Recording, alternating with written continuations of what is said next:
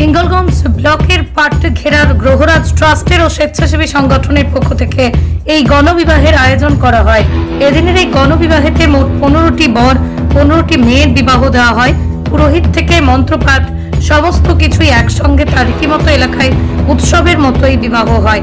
এলাকার মানুষ এই গণবিবাহ দেখতে বহু হাজারে হাজারে মানুষ এই পাট ঘোরাতে আসেন।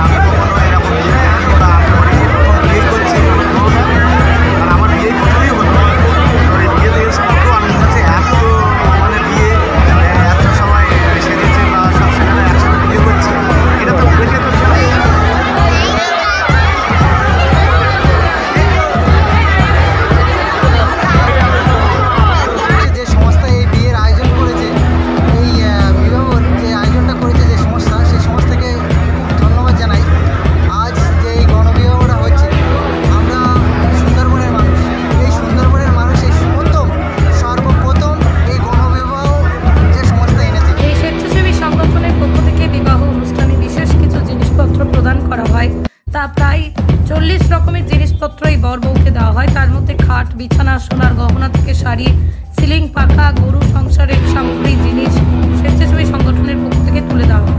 একসঙ্গে 15টি ছেলে মেয়ে বিয়ে দেন। তারপরে বিশেষ করে বিয়ের অনুষ্ঠান, সমস্ত রকমের এই অনুষ্ঠান তত্ত্ব সমস্ত কিছু ছিল। পাশাপাশি খাওয়া দাওয়া, মাংস, মাছ, দই, মিষ্টি, এলাহি ব্যবস্থা ছিল। এই প্রথম হিঙ্গলগঞ্জের পাট ঘেরায় 15 জন ছেলে মেয়ের গণবিবাহ হয়। মাথায় টোপর, বর্ষেতে 7 পাকে বাঁধা থেকে সমস্ত কিছু নিয়ম কানুন মেনেই হয়। আর এই বিবাহ দেখার জন্য প্রচুর মানুষ ভিড় জমান। সুন্দরবন থেকে প্রদীপ সরকারের রিপোর্ট, হিঙ্গলগঞ্জ।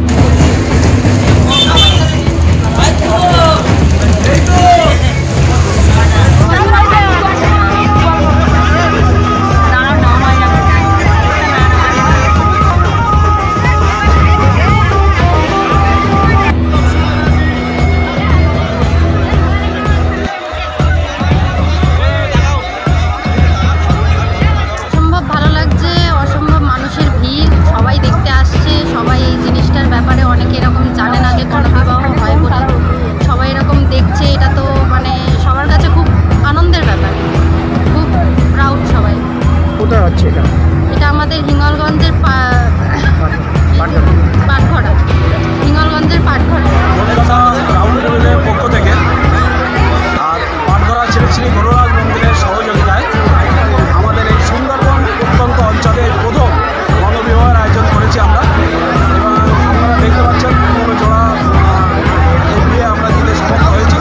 এবং শুধুমাত্র যে এই সুন্দরবনের অত্যন্ত দুস্থ মানুষের জন্যে আমরা এটা করতে পেরেছি।